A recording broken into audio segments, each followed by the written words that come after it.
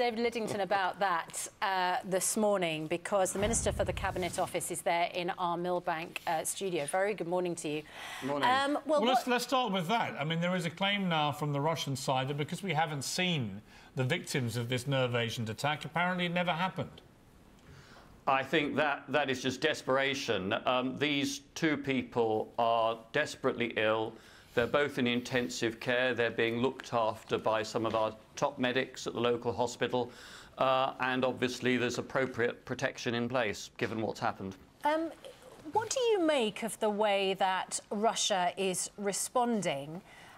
We've heard that, I mean, Alexander Nekrasov doesn't speak directly on behalf of the Russian government, but we've also heard over the weekend the Russian ambassador to the EU hinting this could have been an attack using chemicals from Porton down, hinting that the government may have done it.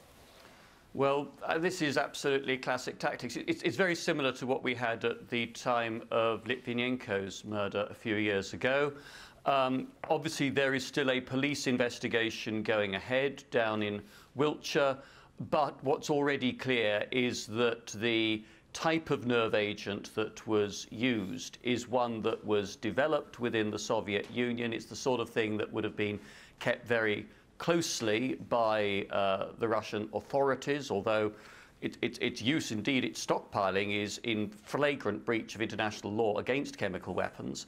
And as the Prime Minister said, either this is a deliberate act by the Russian state, or the Russian state has somehow lost control of stocks of this nerve agent. Either way, there's some very serious questions for the Russian authorities to answer, and I hope that they will eventually answer those and not engage in this game of bluster and denial. Two people are desperately ill, having been the victims of what seems to be an attempted murder, and a police officer who went to their help is also ill in hospital. Innocent people have had their lives put at risk. Part of the problem here is that some people have long memories. Remember the Iraq war build-up. They remember being told by the British government, Saddam Hussein had weapons of mass destruction and he's about to unleash them and so on. And we know how that all played out. That eroded trust in the issue of government, chemical weapons and so on. How sure can we be, as British citizens, that our government is absolutely right when they say, A, that it's Novichok, a nerve agent, a weapons-grade nerve agent, and B, that it is unequivocally Russia that's responsible?